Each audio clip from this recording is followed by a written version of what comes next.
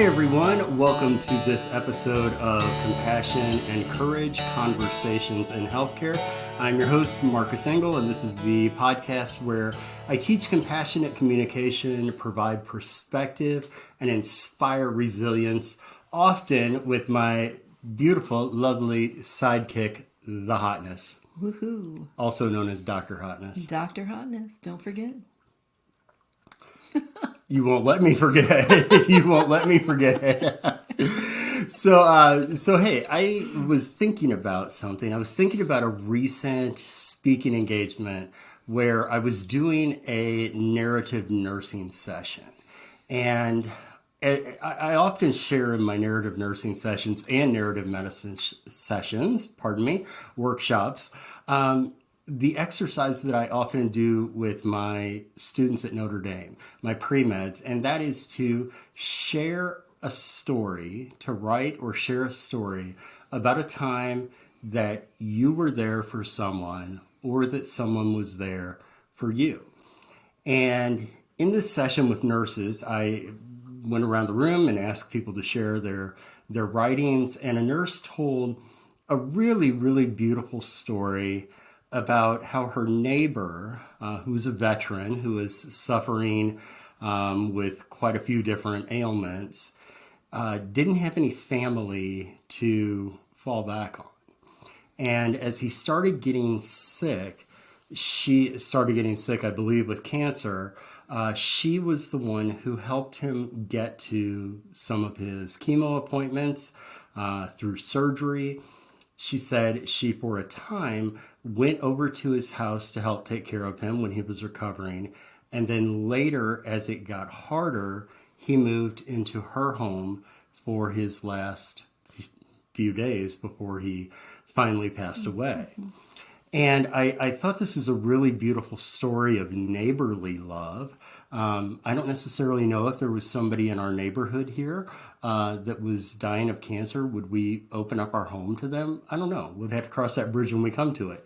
But I thought that this relationship that the nurse and her neighbor had was worth noting. And then after telling the story, she asked a question that I think a lot of people ask, and that is it really work? Is it really sacrifice? Did I really do anything if I also enjoyed it? If I also enjoyed it, you know? In essence, the question becomes, is it bad to feel good about doing good for another? Is it bad to feel good about doing good for another? It kind of brings up the idea of altruism. Do you know what the definition of altruism is? What's the technical definition? You shouldn't really ask me, but whenever we talk about altruism, it's you were gonna give it. Yeah, I know, you would think that I would do preparation, but alas, I'm not. I'm flying by the seat of my pants. Altruism is the opposite of egoism. So instead of being centric on oneself, altruism is the concern with the welfare of others.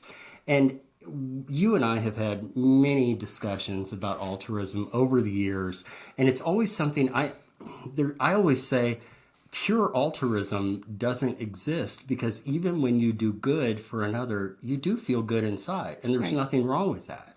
There's nothing wrong with that. Sacrifice for another doesn't mean that we have to feel miserable. In fact, I would challenge everyone who has gotten into a caregiving or a clinical role. Why did you first get into this profession? Well, to help people. So if that's at your core, if you want to help people, why would you feel bad about helping people? And I know that many of us get our value from helping others. It's a personality trait in many people that I love, you included, that whenever we help other people, we feel good. That's what we feel like. We're servant leaders to a certain extent. We are servant leaders. I understand this concept, right? Because if I do something really good for another person, does it also make me feel good? Yeah. And the question is there anything wrong with that? And of course, the answer is No. No. No. We do good for others, not because it makes us feel good, but not in spite of it either. Not in spite of it feeling good. We want to keep putting out as much good energy, as much hope and compassion and decency for all humanity as we can out into the world. And if we go home at the end of the day feeling good that I helped out humanity, where on earth can the harm be? There is no harm. There is no harm.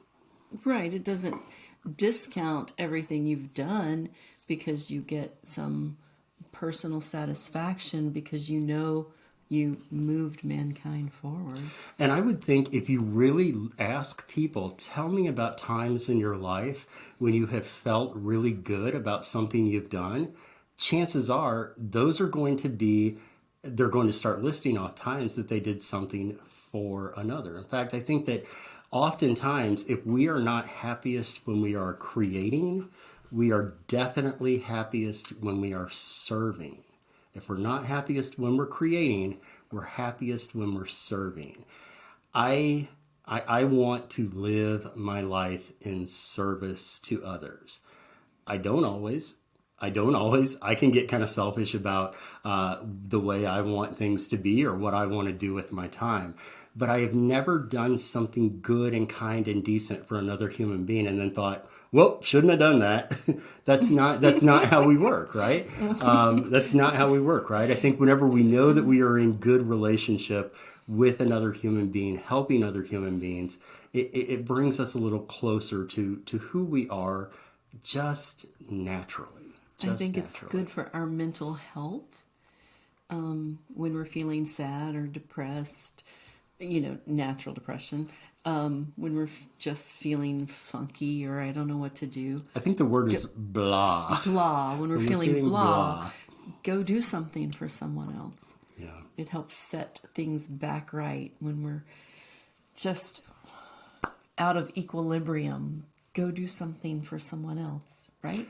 Yeah, I often tell the story about how when I was 21, I was 2.5 years into blindness. I had just gotten through my first year back in college, and I went and worked on summer program staff at a church camp.